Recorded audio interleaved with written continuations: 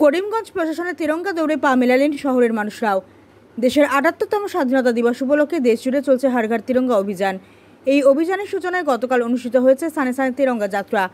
আজ ছিল তিরঙ্গা দৌড়।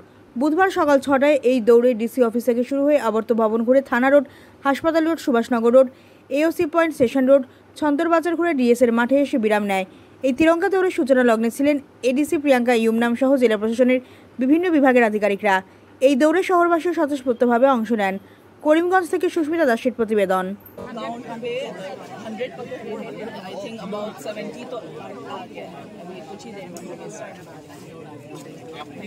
of August हम लोग along with the हर घर तिरंगा कैंपेन हर घर तिरंगा रन हम लोग ऑर्गेनाइज करें in association with district police as well as DSO. तो इसमें बहुत सारा पार्टिसिपेंट्स आए हैं, स्पोर्ट्स आपका डीएसए से as well as police department से भी स्टूडेंट्स भी है। तो in on the eve of celebration of independence day ये सक्सेसफुल हो, ये हमारा बात। Thank you so much.